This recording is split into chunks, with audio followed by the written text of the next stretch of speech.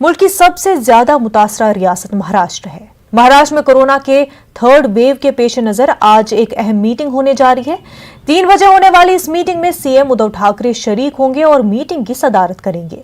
साथ ही कोरोना की तीसरी लहर के लिए क्या कुछ तैयारियां की जा रही हैं और इस लहर से कैसे निपटा जा सकता है, इसका जायजा लेंगे और आगे की तैयारियों का जायजा भी लिया जाएगा।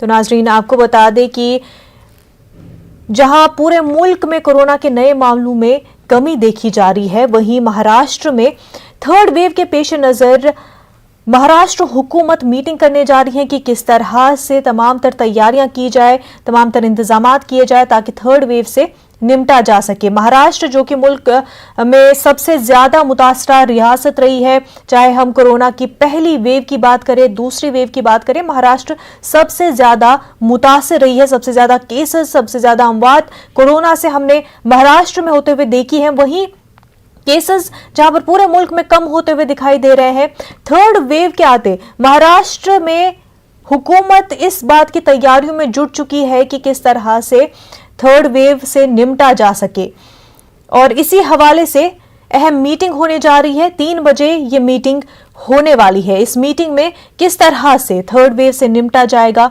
इस पर बातचीत होगी, इस पर फैसले लिए जाएंगे।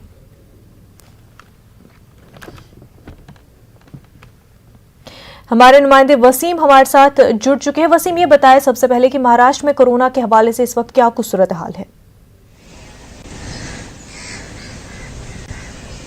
देखिए, पिछले कुछ दिनों से लगातार जो नंबर्स कम आ रहे हैं, ये एक वजह है कि जिस तरह से कई जिलों में रियायत दी गई है और कई जिलों में अब भी पाबंदियां लागू है। खास करके कोल्हापुर में अभी पाबंदियां लागू है, वहाँ पे किसी तरह की रियायत नहीं दी गई। लेकिन जो दूसरे जिले हैं जहाँ पे सबसे ज्यादा कोरोना कहर था, वहाँ पे अब पूरी तरह से अंकुश लगता हुआ नजर आ रहा है। यही वजह है कि कई जगह से उनको राहत मिली। नागपुर पूरी तरीके से खोल दिया गया है। पूना में भी इसी तरह की स्थिति है कि कई रिस्ट्रिक्शंस के बाद मॉल तक और सिनेमा थिएटर्स भी खोल दिए गए हैं। मुंबई अब भी लेवल 3 में है, जो कि जो उनके जो रेशो है कोरोना का 5% से नीचे। इसके बावजूद भी एहतियातन तौर पर उसे लेवल 3 में रखा गया है। यानी कि अब भी मुंबई करो में बहुत सारी जो चीजें हैं उसमें ओपन नहीं की गई, जिससे मॉल से सिनेमा थिएटर से सारी चीजें शुरू नहीं की गई। आज दोपहर 3 बजे सीएम उद्धव ठाकरे एक महत्वपूर्ण बैठक करने वाले हैं। इस बैठक में जो भी अलग अलग जिले के अधिकारी है वो शामिल होंगे, टास्क फोर्स के जो अधिकारी है वो शामिल होंगे। इस बैठक में इस बात पे गौर किया जाएगा कि जो कोरोना की जो तीसरी लहर है, खास करके उससे किस तरह से निपटा जाए। क्योंकि अब जिस तरह से पहली लहर आई, हमने देखा कि इसमें सबसे ज्यादा बुजुर्ग इसमें पीड़ित हुए। उसके बाद जो दूसरी लहर आई वो कहीं ना कहीं युवाओं को पीड़ित की।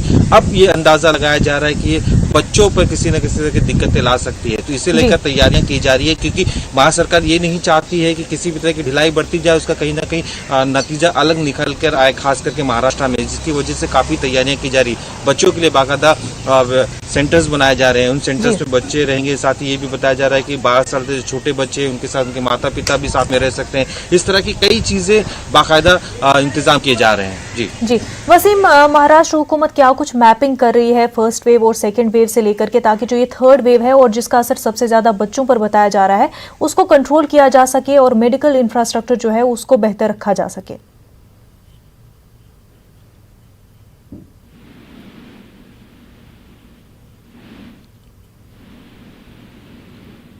जी वसीम,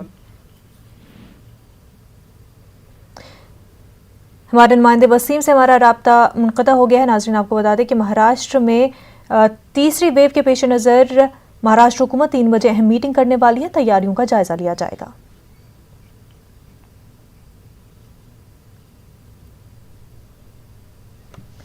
वसीम हमारे साथ जुड़ चुके हैं। वसीम, ये बताया कि 3 बजे मीटिंग होने जा रही है, साथ ही साथ महाराष्ट्र हुकूमत क्या कुछ इंतजामात मेडिकल इंफ्रास्ट्रक्चर के हवाले से करने जा रही है ताकि जो हालत फर्स्ट वेव सेकेंड वेव में हुई हो वो तीसरी वेव में ना हो?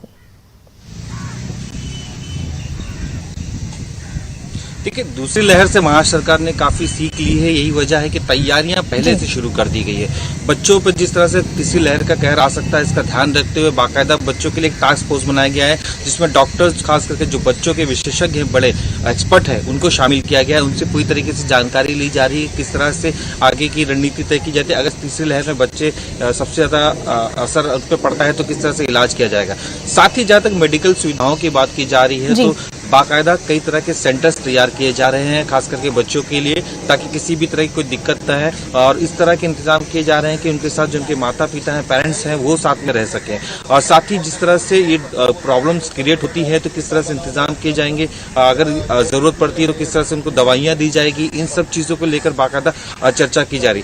अलग अलग राज्यों जिलों में हमने देखा है कि अलग अलग परिस्थिति निर्माण होती है। खासकर ग्रामीण इलाकों की जो स्थिति है उसका जायजा लेने के लिए आज दोपहर 3 बजे जो वीडियो कॉन्फ्रेंसिंग के जरिए चर्चा की जाएगी सभी जिला अधिकारियों से, उन पर कई तरह के निर्देश दिए जाएंगे ताकि किसी तरह की कोई दिक्कतें सामने ना आए, इसका पूरी तरह से ख्याल रखा जाएगा। जी वसीम, वहीं रेस्ट्रिक्शंस के हवाले से क्या कुछ आगे गाइडलाइंस हो सकती है? देखिए, रिस्ट्रिक्शंस को लेकर हर तरीके से अलग अलग जिले से जानकारी ली जा रही है। जिस तरह से हमने कल के आंकड़े देखे हैं 9000 के करीब आए, मुंबई में 500 के ऊपर जो आंकड़े हैं इसे भी ध्यान रखा जा रहा है। और साथ ही जिस तरह से अगर मुंबई में ओपन करना है सारी चीजें या फिर व्यापार को ओपन करना है तो सबसे पहले ट्रेनें सबसे महत्वपूर्ण भूमिका निभाती हैं, जिसमें काफी भीड़ होती है। अगर भीड़ होती है तो फिर एक बार कहीं ना कहीं कोरोना का कहर आ सकता है। इसे लेकर थर्सडे के दिन बीएमसी की अधिकारियों की बैठक है बाकायदा रेलवे विभाग के अधिकारियों के साथ कि किस तरह से चर्चा की जाएगी, रेलवे में लोगों को आने की अनुमति दी जाएगी। जिससे एक दिन पहले हमने देखा है कि जितने भी टीचर्स हैं उन्हें भी रेलवे में सफर करने की छूट दी गई है, ताकि वो जब ऑनलाइन स्कूल शुरू हो रही है तो किसी भी तरह की दिक्कतें नहीं आए और लोग अपने अपने स्कूलों तक पहुंच सके।